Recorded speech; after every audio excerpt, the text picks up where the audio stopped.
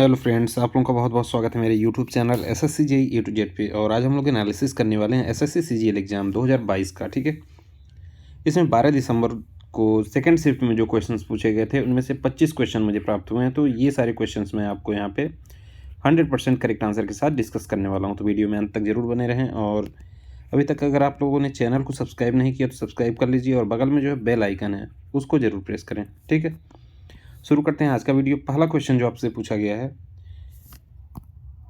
ये है आईपीएल 2022 से रिलेटेड।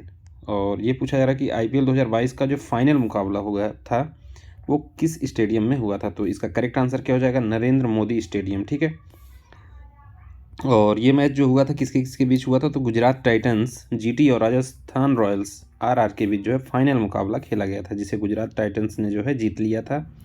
और एक शिफ्ट में क्वेश्चन पूछा गया था कि पहला मुकाबला पहला मुकाबला कहाँ हुआ था। तो जो आईपीएल 2022 का पहला मुकाबला ये वानखेड़े स्टेडियम मुंबई में हुआ था, सीएसके और केकेआर के बीच में। ठीक है, सीएसके और केकेआर के बीच में हुआ था वानखेड़े मुंबई में।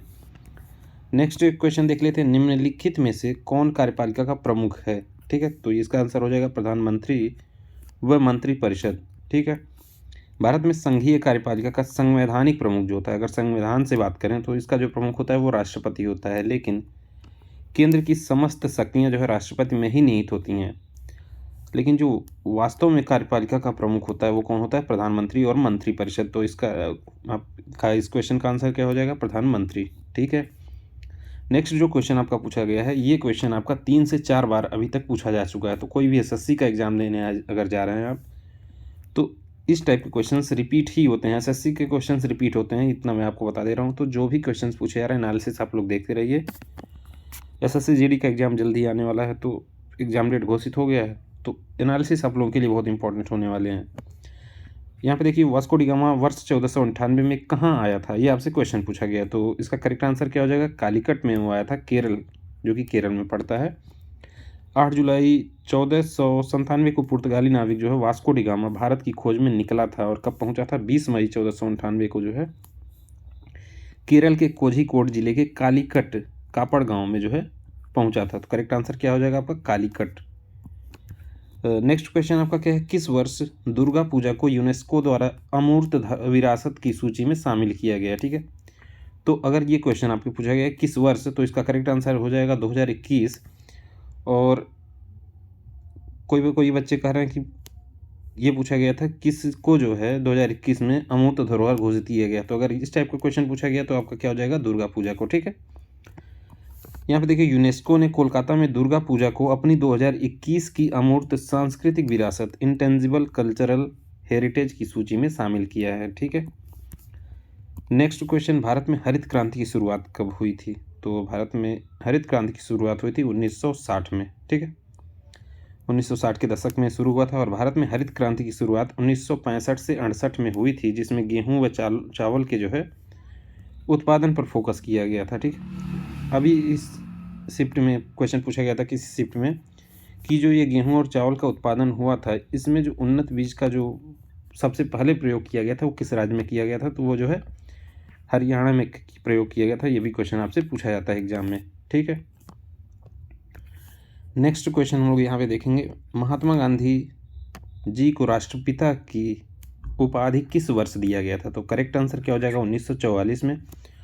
और ये किसके द्वारा दिया गया था? सुभाष चंद्र बोस के द्वारा। ठीक है, तो यहाँ पे देखिए 4 जून 1944 को सुभाष चंद्र बोस ने सिंगापुर रेडियो से एक संदेश प्रसारित करते हुए महात्मा गांधी को देश का पिता यानी राष्ट्रपिता जो है कहकर संबोधित किया। बाद में भारत सरकार ने भी इस नाम को जो है मान्यता दे दी। तो आपका करेक्ट आंसर क्या हो जाएगा? 1944 में किसके द्वारा दिया गया था? नेताजी सुभाष चंद्र बोस के द्वारा। नेक्स्ट क्वेश्चन, किस राज्य की सरकार ने भारत के पहले जीन बैंक की शुरुआत की है? ठीक है, तो ये आपका महाराष्ट्र सरकार द्वारा शुरू किया गया है भारत का पहला जीन बैंक। ठीक है, नेक्स्ट क्वेश्चन, टी बाला सरस्वती का संबंध किस शास्त्रीय नृत्य से है? तो ये इसका करेक्ट आंसर क्या हो जाएगा? भरतनाट्यम। और भरतनाट्यम के कुछ इंपॉर्टेंट यानी प्रसिद्ध नर्तक देख लेते हैं। तो ये मल्लिका साराभाई, लक्ष्मी विश्वनाथन, रुक्मिणी देवी अरुंडेल, इन पे क्वेश्चन पूछा जा चुका है। सोनल मान सिंह, यामिनी कृष्णमूर्ति, इन पे भी क्वेश्चंस पूछा जा चुका है। प्रतिभा प्रहलाद, और यहाँ पे देखिए मृणालिनी साराभाई, इन पे भी जो क्वेश्चन इस एसएससी सीजीएल एग्जाम में पूछा जा चुका है किसी शिफ्ट में, ठीक है। पद्म सुब्रमण्यम, हेरम बनाथन, मीनाक्षी श्रीनिवासन और टी बाला सरस्वती, ठीक है। तो टी बाला सरस्वती को जो है भरतनाट्यम से ये संबंधित हैं।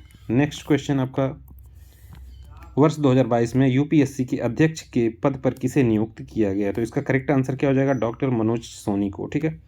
यूपीएससी में एक अध्यक्ष और 10 सदस्य होते हैं, ठीक है। ये आप लोग ध्यान रखिए, एक अध्यक्ष इसमें होते हैं और 10 सदस्य होते हैं, और प्रत्येक सदस्य जो है 6 वर्ष के कार्यकाल के लिए या फिर 65 वर्ष तक पद धारण करते हैं, ठीक है।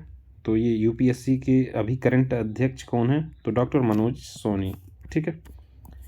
नेक्स्ट क्वेश्चन, निम्न में से कौन सा सही सुमेलित नहीं है? तो अब जो है देखिए 12 तारीख से हर शिफ्ट में लगभग एक क्वेश्चन मैचिंग यानी मिलान करने वाले टाइप के क्वेश्चंस पूछे जा रहे हैं, ठीक है। यहाँ पे देखिए विलायत खान को दिखाया गया है, यहाँ पे मैच किया गया था किससे? सितार वादक से, जो कि आपका गलत हो जाएगा। ये जो है सही है, मतलब सितार वादक से संबंधित है विलायत खान, लेकिन प्रश्न में क्या दिया गया था? सरोद वादक दिया गया था, ठीक है। तो इस वजह से ये क्वेश्चन आपका ये वाला ऑप्शन गलत हो जाएगा, ठीक है, सही सुमेलित नहीं है, तो इस पर आप टिक कर देंगे, ठीक है। नेक्स्ट क्वेश्चन आपका क्या, भारत व पाकिस्तान के बीच सीमा रेखा को क्या कहा जाता है? तो इसका आपका करेक्ट आंसर क्या हो जाएगा? Red Cliff line. और अगर हम बात करें भारत और चीन, इंडिया और चाइना के बीच जो लाइन बनती है उसको क्या कहते हैं? मैक-मोहन लाइन, ठीक है, मैक-मोहन लाइन कहा जाता है। और अगर इंडिया और अफ़गानिस्तान की बात करें तो इन दोनों के बीच जो लाइन होती है उसको क्या कहते हैं? डूरंड लाइन, ठीक है। तो ये तीनों आप याद रखेंगे, Durand line, red Cliff line और मैक-मोहन लाइन, ठीक है। तीनों इंपॉर्टेंट है आप लोगों के लिए। इस क्वेश्चन का आंसर क्या हो जाएगा? रेड क्लिफ लाइन जो है भारत और पाकिस्तान के बीच में है। भारत और पाकिस्तान के बीच सीमांकन रेखा को रेड क्लिफ रेखा कहा जाता है, और ये जो 17 अगस्त 1947 से लागू हो गई थी, 17 अगस्त 1947 से, ठीक। नेक्स्ट, एल नीनो का संबंध किस महाद्वीप से है? तो इसका संबंध क्या है? दक्षिण अमेरिका से है। और प्रशांत महासागर के भूमध्य क्षेत्र की उस समुद्री घटना का नाम है जो दक्षिण अमेरिका में है, ठीक है।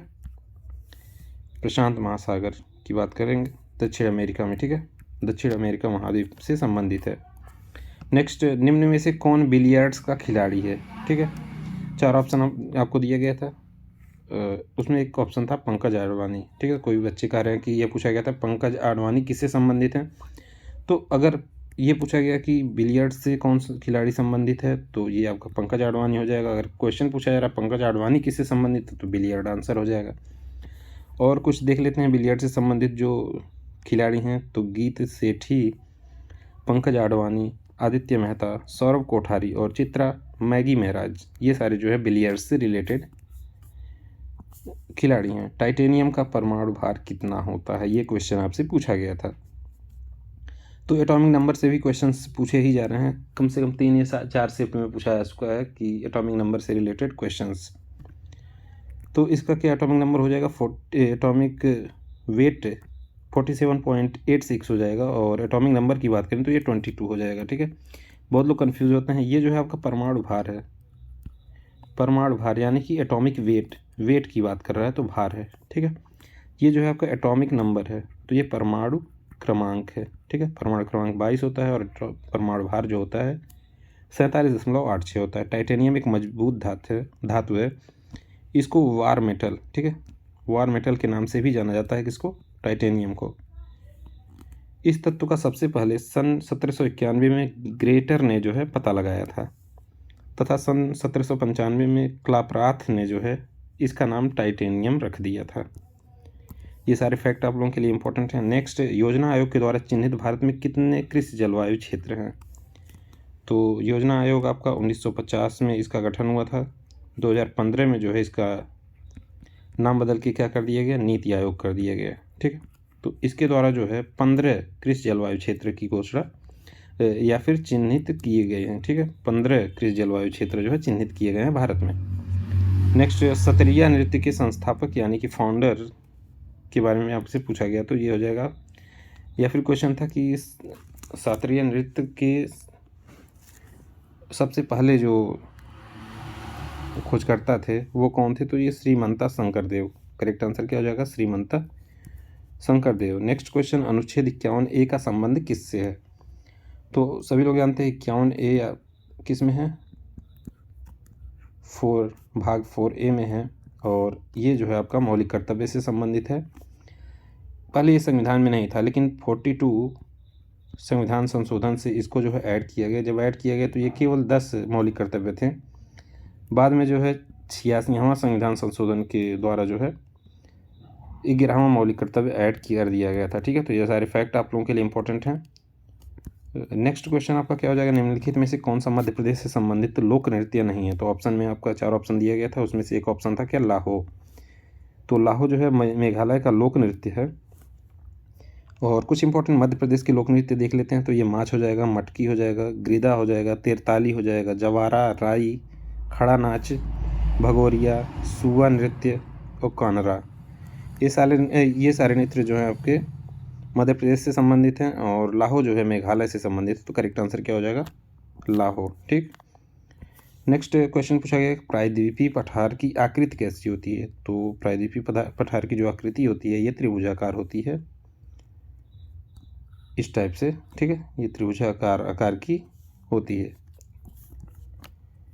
नेक्स्ट क्वेश्चन, वनस्पति विज्ञान यानी बॉटनी के अध्ययन को क्या कहते हैं। तो जीव जंतुओं या किसी भी जीवित वस्तु के अध्ययन को हम जीव विज्ञान या फिर बायोलॉजी कहते हैं। तो इस क्वेश्चन का करेक्ट आंसर क्या हो जाएगा, बायोलॉजी। इस विज्ञान की मुख्यतः 2 शाखाएं होती हैं। एक होता है आपका प्राणी विज्ञान जिसको हम जूलॉजी कहते हैं, और एक होता है वनस्पति विज्ञान जिसको हम क्या कहते हैं, बॉटनी। दोनों आप लोगों के लिए इंपॉर्टेंट है। नेक्स्ट क्वेश्चन, 1949 में गठित राष्ट्रीय आय समिति के अध्यक्ष कौन थे। तो पहली राष्ट्रीय आय समिति का गठन किया गया था वर्ष 1949 में। प्रोफेसर PC महालनोबिस की अध्यक्षता में इसका गठन किया गया था। ठीक है, अध्यक्ष कौन थे, PC महालनोबिस। तथा इस समिति में प्रोफेसर DR गाडगिल और प्रोफेसर VKRV राव जो है सदस्य थे। अध्यक्ष कौन थे, PC महालनोबिस और DR गाडगिल जो है, DR गाडगिल और VKRV राव, ये दोनों सदस्य थे। ठीक है, नेक्स्ट क्वेश्चन, फिनॉल के उत्पादन में किस पदार्थ का उपयोग किया जाता है। क्वेश्चन आपसे पूछा गया है, तो ये जो है केमिस्ट्री का क्वेश्चन है। Cumene is used as a raw material for the production of phenol. Cumene का उपयोग किया जाता है विधि द्वारा जो है फिनॉल के उत्पादन के लिए कच्चे माल के रूप में उपयोग किया जाता है, किसका, क्यूमीन का। नेक्स्ट क्वेश्चन देख लेते हैं। तो ये सारे क्वेश्चन आपके पूछे गए थे 12 दिसंबर को जो है सेकेंड शिफ्ट में। तो ऐसे ही इंपॉर्टेंट एंड लाइव एनालिसिस के लिए चैनल को सब्सक्राइब कर लीजिए और बेल आइकन को जरूर प्रेस करें। Thank you.